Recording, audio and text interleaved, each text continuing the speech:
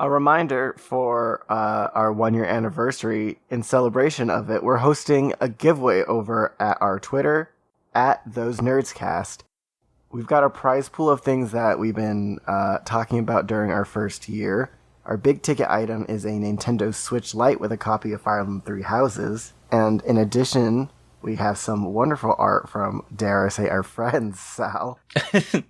A gorgeous Miles Morales print from our former co-host Kazel, who is at Kazeloo, Cazeloo on Twitter, and at KazelR, Cazelr on Instagram. Yes, we also got a bunch of other art, one specifically from James Buscema, which is at James Buscema, that's JamesBousema on Twitter and Instagram, and he's giving us a Wicked Vampire Ghost playmat. From Samantha Badger at Sammykins, SAMIKINNSS, on both Twitter and Instagram. We've got a Kingdom Hearts print featuring all of their leading ladies. From Kat, who is at Lacey K Art, which is LACYK_ART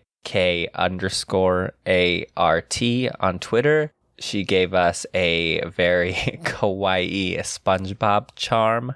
And finally, for art, we have a Joker print, Joker from Persona 5, and Mume from Cabaneri of the Iron Fortress from the lovely Fabu Castle. That's at FABUCASTLE on both Twitter and Instagram. Yes, and then some other items we got for you.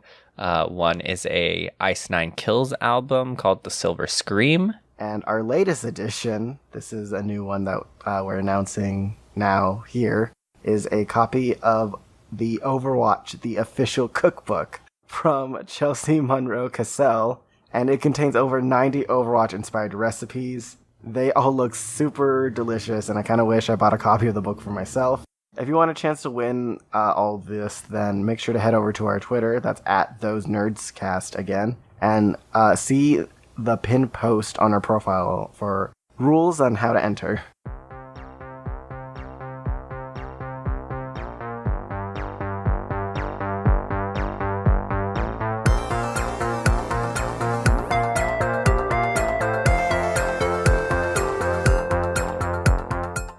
Hello, listeners, and thank you for joining us today on Those Nerds Over There, the podcast where we celebrate and discuss all of our favorite nerd-themed content. We're your hosts. I'm Alan. And I'm Sal. And Sal, how's it going? It's going great. How goes your Inktober? See, I wanted to be the one to ask. Mine's going, I think, pretty decently. We're on day 5. I haven't drawn day 5 yet, but I mean, I'm caught up with day 4. Oh, well, that's good. Yeah, me and my friend Madison, we've been kind of keeping each other on task, where one of us sends the drawing and we're like, shit, now I have to draw something. You know? That's good. Mine is I have to post something, so we all got our checks. But Sal, I love your theme that you've been doing. Thank you. It's a lot complicated than I initially thought, but I'm proud of what I've been able to accomplish since I'm not the best artist.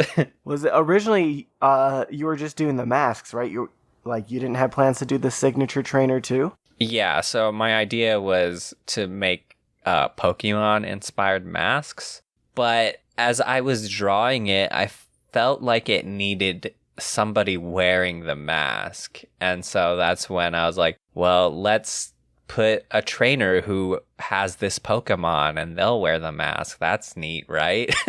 Yeah, that was such a good addition. Thank you. And it helps that I've been playing a lot of Pokemon Masters. Oh, nice. All right, so you did get into that. I did. I dropped a Fire Emblem. But not Three Houses. Oh, God, no. I ashamedly have not been posting my art to social media like I said I would. I got a little skittish. Yeah, but it's fine. Like, it's all about being comfortable and having fun, so I don't think there's any pressure to do anything. Oh, thank goodness. Thank you, Sal. What can I say except you're welcome? I'll destroy you. Ugh. But that's good. We're on day 5 though, so we're still pretty early. We'll see how we're doing again next week. It's true. Like, this could all tank so easily. Oh man. Let's go to our jar then. All right. All right. For first-time listeners, thank you so much for joining us today. This is what we call the Net Jar. It's a jar filled with listener-submitted questions. These are just kind of fun discussion questions. If you want to shout out on the show, or you have like a fun question, feel free to send those to us on Twitter at ThoseNerdsCast, or email thosenerdscast@gmail.com. If you do, be sure to include like a social media tag so we can shout you out. But without further ado. Okay, ooh. Alright, so this week's question comes from someone we met during Amazing Las Vegas Comic-Con, Sal. Okay. This is from The Pixel Hour. You can find him on Twitter and Instagram at PIXELHOUR. Do you remember him, Sal? Yeah, he made the, like, beaded pixel art for Overwatch, right? Yeah, he made every character from Overwatch as perler bead charms, and I bought the Zenyatta one because it was great. There you go, perler beads. Yeah, it looks like it takes so much patience that I don't have. So I respect his art. Yeah, recently he's been doing like more stickers from like just on his social media. Ooh. Yeah. But I really do like the perler bead so much more. Yeah, but it's nice to branch out, you know? Yeah, I get it. But the Pixel Hour asks, what do you think is Ichiraku ramen's secret ingredient? Okay, so do you first want to explain what this is? All right, cool. For all you normals out there, thank you for joining. Yes, non-weebs. Ichiraku ramen is the ramen from the Naruto series that all the characters are obsessed with, more or less. Yeah, specifically Naruto. Yeah. Now that I think about it, a lot of those shonen anime protagonists love eating. I don't know why. I love eating. Does that make me a shonen protagonist? You know, I wouldn't doubt it. Oh my god, okay. But as far as the special or the secret ingredient, I don't know if I want to go with like some kind of funny answer or a serious one. I'm interested in both. How much do you know about ramen making? I don't know anything. Okay. Well, go ahead with your answers. Well, the serious one, I don't. What would be? I don't know food. I want to go with something like, no, I don't know what an ingredient would be for for a secret ingredient. So I'm just going to say my funny one, and I think the secret ingredient to the ramen is filler episodes. Oh my god. You butt. I mean, think about it. In the filler episodes, they always go to the ramen place. This is one of the filler episodes was actually about how and it was one of my favorite filler episodes, them making the ramen. I see. But they didn't mention a special ingredient? They kinda did. Do you remember what it was? It wasn't so much a special ingredient as it was a technique. I see. Yeah, where they were making the broth, and as the broth was like simmering or whatever, they would take off they would skim off the top layer of like, I guess, fat or whatever. Uh-huh. Which, I mean, that seems like a crazy thing to do for food, because the fat is the flavor. Right. Huh. Especially something like, I feel like in ramen broth. Well, I mean, that's good that they kind of did that. I assumed they would just be like, oh, the secret ingredient is love. Oh my god. But I remember a side episode in particular, or a filler, with Kakashi and what was under his mask, and it was just another mask. Oh, was that... Okay, like, that's the one where they've been trying to take it off all day, and then he just takes it off himself, right? Yeah. Oh my god. And so I would assume it'd be something stupid like that, but... Do you have an idea as to an actual ingredient? For ramen? Yeah. No. Well, I was like, what if I go grab the Overwatch cookbook and see what they have in their recipe? Ooh. Here, I'll be right back. Okay, so I've grabbed the Overwatch cookbook because I know there's going to be some ramen in here since that's Genji's favorite food. And it turns out there's no ramen. Wouldn't that be interesting? That would fucking suck. But nope, here it is. Rikimaru ramen. So, let's see, there's chicken breast, salt and pepper, unsalted butter, sesame oil, ginger, garlic soy sauce, mirin, some chicken stock, mushrooms, sea salt, eggs, scallions, and ramen noodles. This seems... Very basic. I want to say that, but as if I've ever cooked any ramen. Right. Have you had like a ramen with lemon? No. That sounds good. Like just a whole lemon thrown into the ramen. I get. Yes, just toss a lemon in the ramen. No. I think. Oh man, I think it'd be more like I think it'd be more like you just put some lemon juice in it. I don't know how much, but that sounds good. See, I was thinking like, what if you replaced the butter with reserve bacon fat? Oh, I thought you were gonna say like a different kind of butter. I was like, Okay, no, but like, I reserve bacon fat, Yeah, that sounds good. right? That would definitely add flavor, right? It should, like, as far as I know, most of the ramen I've had is pork broth. Uh-huh. Yeah. Okay. Yeah, it was a little... This isn't chicken stock, though, so I'm not sure. I can dig that. I'm still going with filler. But yeah, that sounds good. Man, now I want some ramen though. Dude, like, I haven't... That's something else I miss from Seattle, like, all the ramen places. I haven't really found a really, like, knock my socks off ramen place here. Yeah, I remember you took me to a ramen place in Seattle.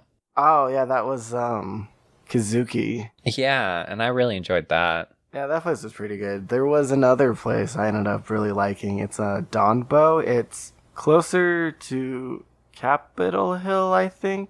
Uh-huh. Madison showed me that place, and oh my god, I like theirs a little more than Kazuki. Nice. Yeah. Nice. There's also another place down, and this has now become where to find ramen. In Seattle specifically. There was a new place down in University Village that had these pretty good set meals. It was like getting, I think, like a good price, you know? Uh-huh. And then something fun we did down there was just doing like this sake flight. The what? Like when you order a flight and that's like a bunch of samplers basically. Uh-huh. It was 3 different kinds of sake that we got to try. Oh, I see. I've never had sake, so. It was, so we got 3 and it was kind of crazy how like radically different some of them tasted from each other. Like one was bitter, one was sweet. Oh, so you can't really. This is what sake tastes like because it's very different depending on. Well, I like the sweet one because it also was like unfiltered, so it had all like the rice Right. crap still in it. Okay. I think all the filtered ones were like the bitter one. Yeah, I mean, I tend to go for sweet stuff, so. There you go, wine. Yeah. Anyone out there that actually knows how ramen is made, what do you think is in the secret ingredient for Ichiraku ramen? Yes. You can go with a serious question or a serious answer or a stupid answer like mine, which I'm still convinced is true. Before moving on to what we got excited about, I want to thank our patrons. So thank you so much, Eloy and Sus and Neil. It's been a while since I've gotten to say hi to any of you guys outside the podcast, and I miss you guys, but thank you for your continued support, and I'm gonna try and get back in contact with you guys. Yeah. All right, Alan. Yes, I'm ready. What did you get excited about this week? All right, this week was phone game related. Boo. What? Just kidding. Okay, well, similar to you, I've moved away from Fire Emblem Heroes. Yeah. When you get the real thing, it's kind of... Yeah, I just kind of go on for daily orbs now. Yeah. But I did not go to Pokemon Masters. I went to Dragalia Lost. Ah, I see. Yes, I know I've told you about this before, Sal, but for listeners, this is a phone game. It's a mobile game that is developed by Cygames and Nintendo. We all know who Nintendo is, but Cygames is a Japanese video game studio, and they've made other games in the past like Rage of Bahamut, which became the animation Geki no Bahamut, and Grand Blue Fantasy, which is like, it was like this really big, like, Square Enix one. It's still big, and that also got turned into an anime. Grand Blue is also getting turned into a fighting game. It is? Yeah, by Arc System Works. Holy crap. Okay.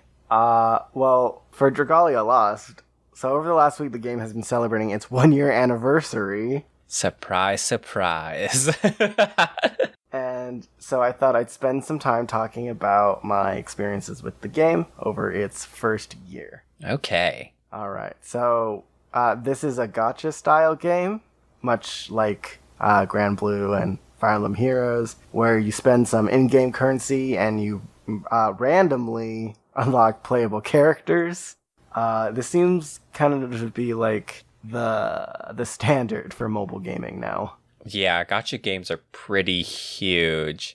And as much as I kind of like don't care for the like how they make money, it's kind of like I kind of love it. maybe I just like gambling. And yet you won't do it in real life. No, not real money. I'd probably end up having a problem. Oh man. So the actual like gameplay for Dragalia Lost revolves around you controlling your character, and you run through a dungeon, and it's kind of like a Diablo style top-down dungeon crawl. And at the end of each dungeon, you fight a boss, and the boss just does these like massive AoE attacks, and it's really pretty epic, I feel like. Nice. So the characters you play as are split into one of 5 elements, and then also one of 8 weapon types. Okay. Whatever the computation is for that, for combinations, there's a lot of people. The character's element determines like what they're strong against. Like fire is weak to water, but strong against wind, Right. What Pokemon taught us. And then the character's weapon determines the character's attack patterns. The 8 different weapon types all attack in different ways and have different styles, kind of, for play. So I describe the combat as it's real time, so it isn't like turn-based stuff. You're actively moving your character, you're actively tapping for attacking, and you're constantly managing like your character's positioning to avoid attacks and like try to get your own attacks in. And for like raids and other like massive bosses, it's this semi-skilled thing where you have to like learn the boss's attack patterns and specific mechanics for the fight to basically have a chance to beat them. The biggest gameplay attraction for me though was the multiplayer. I think when I think of this game, I think it's like the first true mobile multiplayer experience. Because for all the dungeons and all the bosses and all the raids and crap, you can actually make multiplayer lobbies and fight them with other people in real time, which, that's just, I don't think that's ever happened before. I really like the fact that it has a true multiplayer, because games like Fire Emblem and, stuff like that, Pokemon Masters doesn't have it either. It lends itself so well to a multiplayer experience, but they just don't offer it for some reason. So it's really nice that this game does do that. So then, besides the gameplay, there's a story. And the story is just, though you're kind of generic medieval anime fantasy, we've got like our good shonen boy protagonist, Prince. And he's trying to save his people from like this big bad evil guy using the power of friendship and also his like harem of waifus and husbandos. Forgive me for being like dismissive with the story. It's just not something I'm terribly into for this phone game. I don't think I've ever been into the story of any phone game, so I forgive you. Thank you. Those people that are looking for like story and stuff, I think, at least from the bits I had enough patience to read, there's some pretty genuinely touching moments in this phone game story. Okay. Well, at least this story was part of an old raid event, and I'm not sure if the raid's ever coming back, but it was just this girl had betrayed us, the party, and we had been so kind to her. In the end, she like chose to side with us, and that was very, like I said, it's a very like generic story trope, but it felt really good to watch. Nice. So, the best part of my experience with the game so far, it's not like a gameplay thing, it's like how caring the Dragalia Lost team seems to be.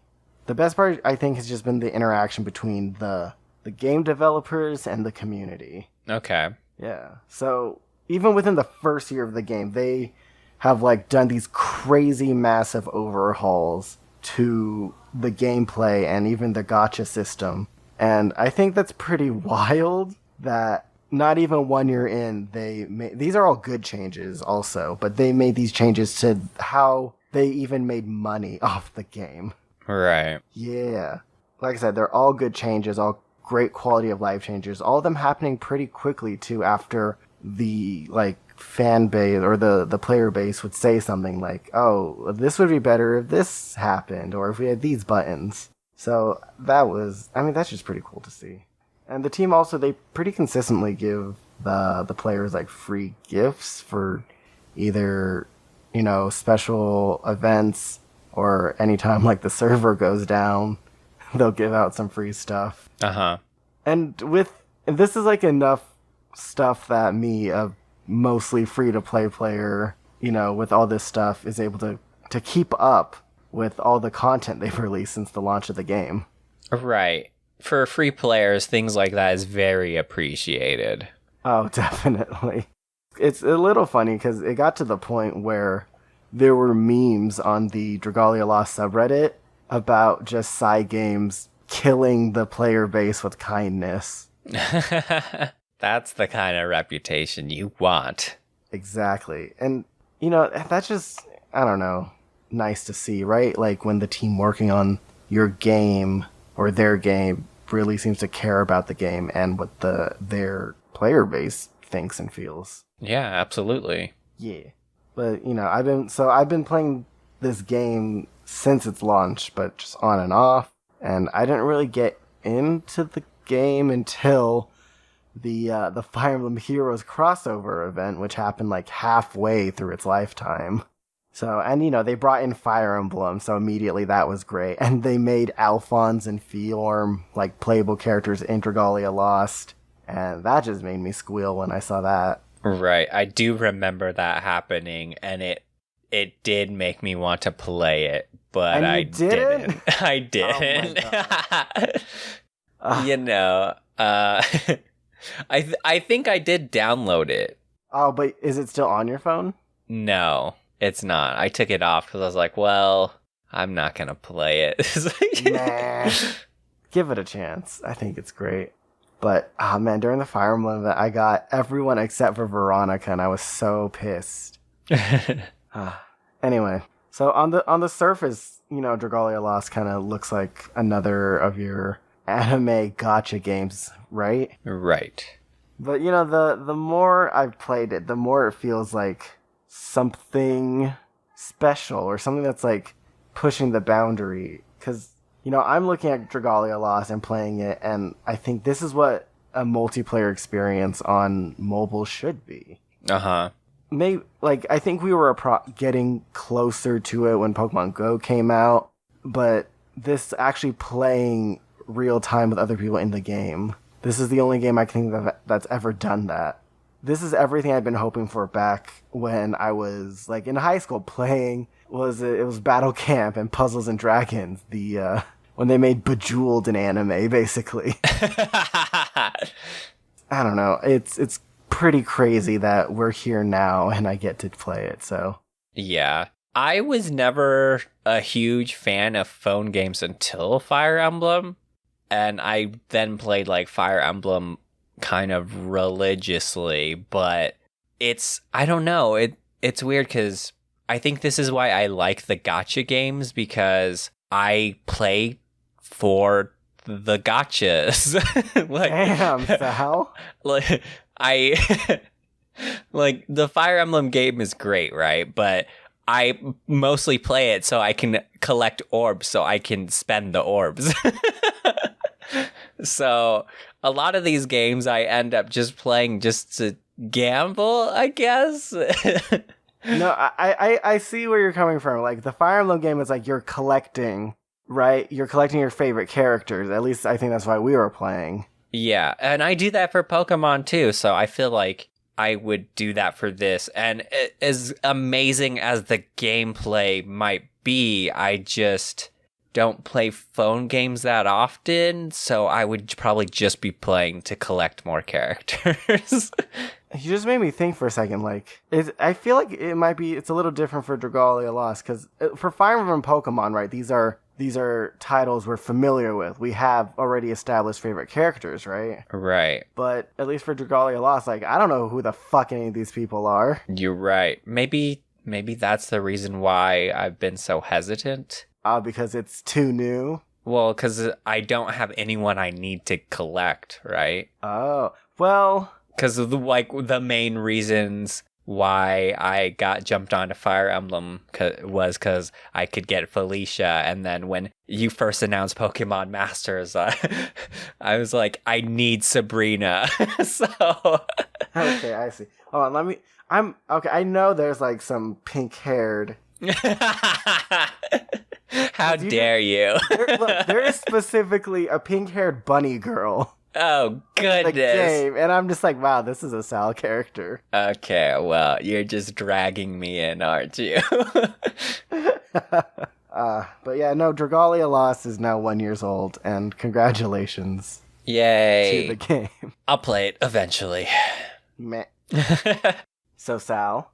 Hello. Now, what did you get excited about this week? All right. But before I say that, I would like to just point out real quick for the mobile games. I do like how far mobile games have come, so... Oh, they're so much better. I can't even imagine going back to playing, Puzzles and Dragons and crap. Yeah.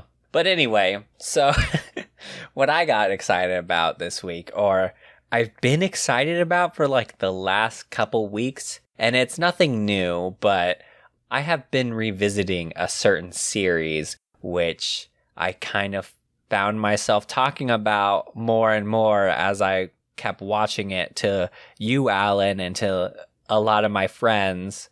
And so I figured I'd bring it up on the podcast. I'm grinning very much. Yeah, so the series is called Fate, or Fate Stay, I guess. I don't know what the proper... It just says Fate series when I looked it up, and it is a collection of different stories that all reside in the same world with the same magic system, and the plots of all of them are usually the same. But before I get into it, the reason why I wanted to talk about this today mostly was a friend asked me, because I was talking about it with them, they asked me, should I get into this series? And I said no. And I was very like perplexed as to why I would gush about a series but then tell people not to watch it. So I guess a part of me, the reason why I'm talking about it now is to kind of get through my emotions as to why this is, because it is like a love-hate relationship. And I think, because I know you have watched it and experienced it too, Alan, that you probably share the same kind of feelings. But so first of all, what is Fate? That's a complicated question, which is what the first problem is. But the easy answer is it is an anime series. Mm-hmm. The hard answer is it is a visual novel that was also hentai. Oh my god. That was created in 2004 and developed by Type Moon and written by Kinoko Nasu. And that visual novel / hentai got adapted into a manga that got adapted into a anime that got adapted into video games and several movies. So it's a mess.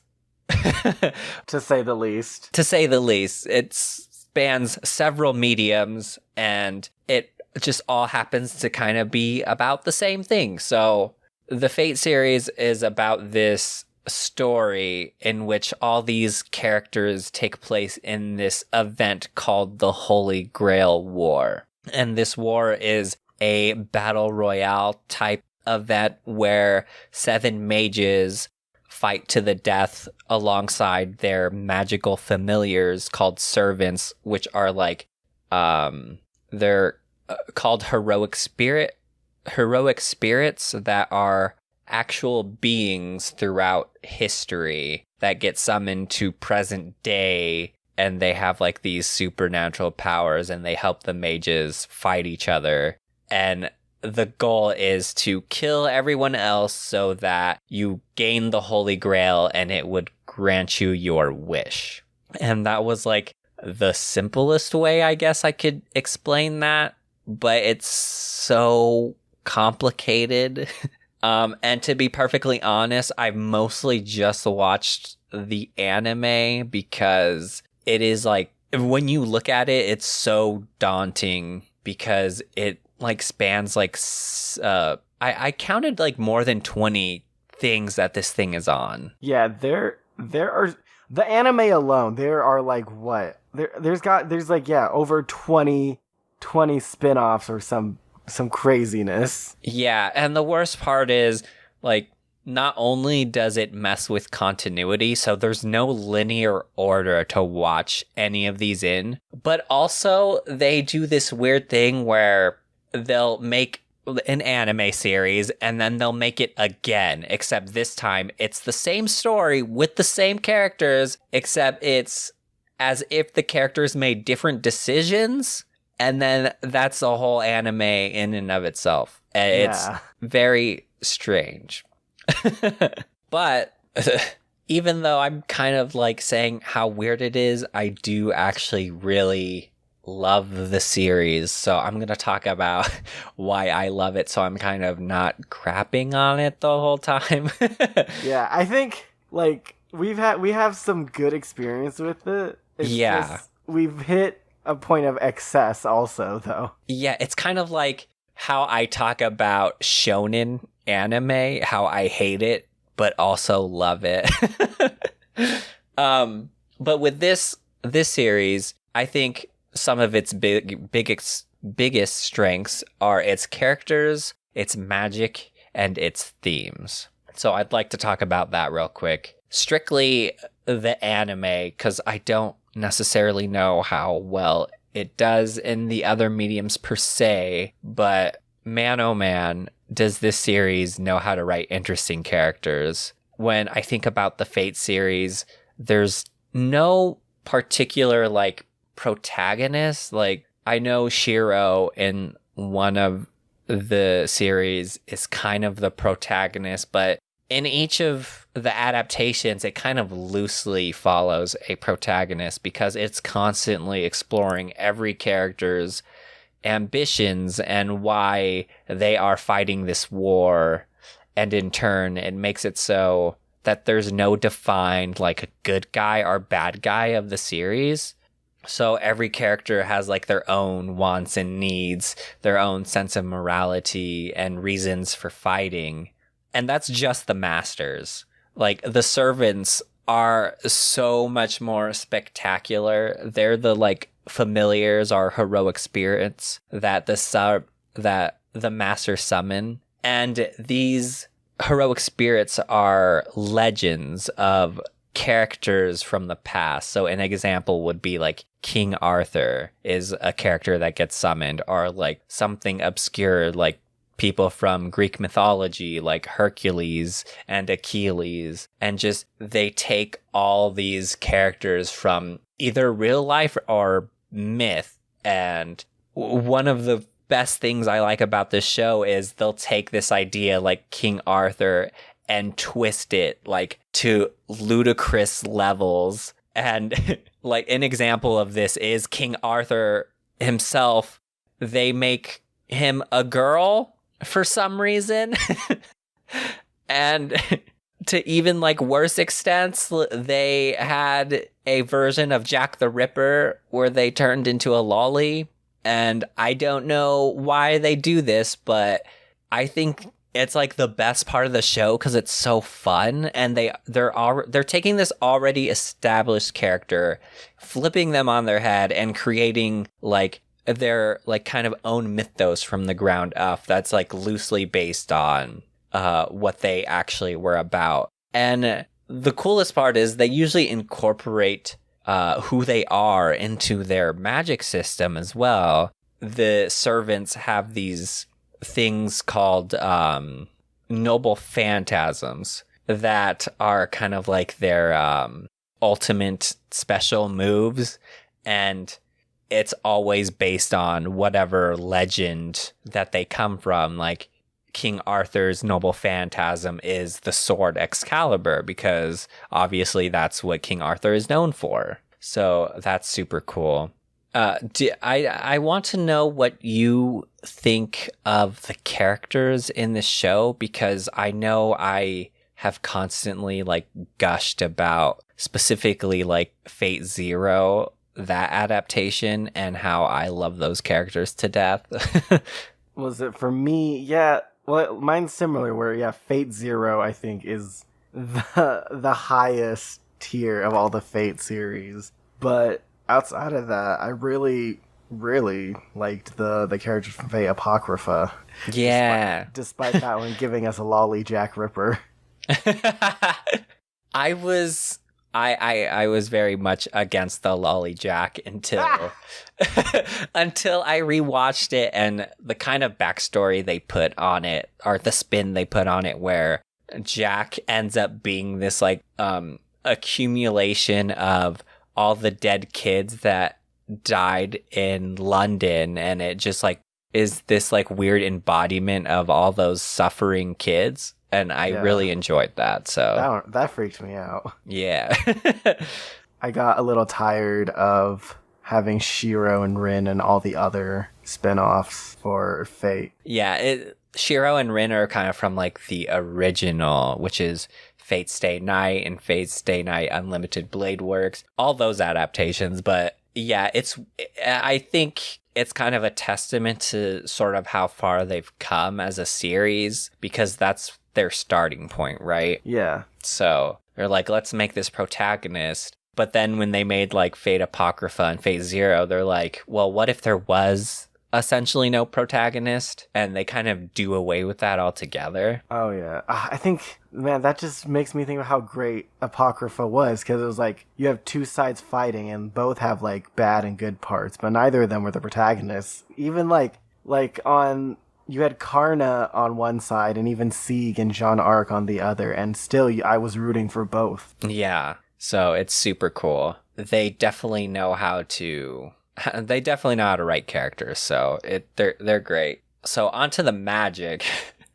The magic is very complicated, but I would say it's like a hard magic system with softer undertones. That meant nothing. Yeah, magic systems is a concept in writing where a hard magic system is a magic system that has very defined rules, and magic does what it does and essentially nothing else. And a soft magic system is a magic system where magic can kind of be pulled out of anywhere for plot purposes. The whole magic is kind of vague. You don't really know what the rules are necessarily. So that's what a soft magic system is. And examples of this would be like Avatar: The Last Airbender has a hard magic system. And then something like Lord of the Rings has a soft magic system.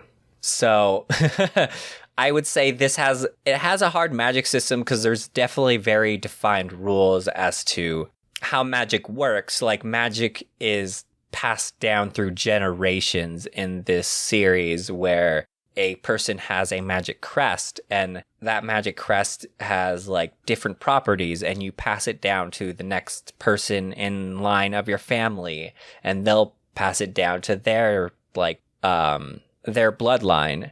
And so that's how that works. But then you go over to like the servant side, and their magic system is based on like their legends and what they were able to do there. And so even though magic at times can kind of do these spectacular things, it is still pretty defined as to what it can do. So I really enjoy that aspect of it because it kind of says this is what magic can do, but it has like complete creativity to what it can do as well, sort of like the Nen system in Hunter x Hunter. That mixed with like these magical tattoos that the masters have called command seals, which are used to like force your heroic spirit to do whatever you want, because the heroic spirits are, even though they're familiars, they don't really act as such. They're their own people, and they have their own goals and, wishes. So they will tend to act out of their master's like wishes and do their own thing. So the command spells are there to kind of force them to do your bidding, because the servants are supposed to be like tools, but they end up being so much more. Yeah, I love the magic system. It's pretty great. So I think the thing I like most about the series, though, is the themes of the series. So I talked about the characters and how the series is constantly like going back and forth as to what their ambitions are. But a lot of the themes of the series has to do a lot with like morality and what it means to be a human or a hero or a king.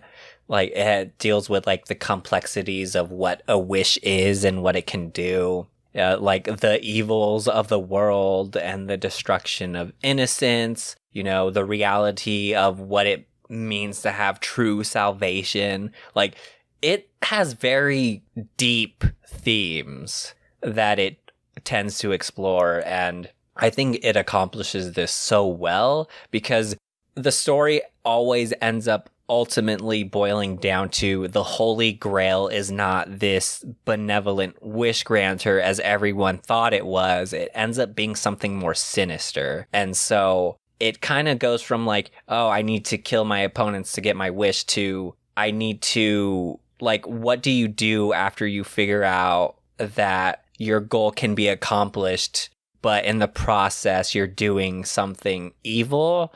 And do you keep going, or do you turn away from that and seek to stop someone from doing that? And so it puts these characters into like this impossible situation where they have to work their way out of, or, choose what they ultimately want to do. And I think in that regard, this series is like very special. So I don't know. I put so much information out there. Hopefully that kind of is a good representation of what the series is.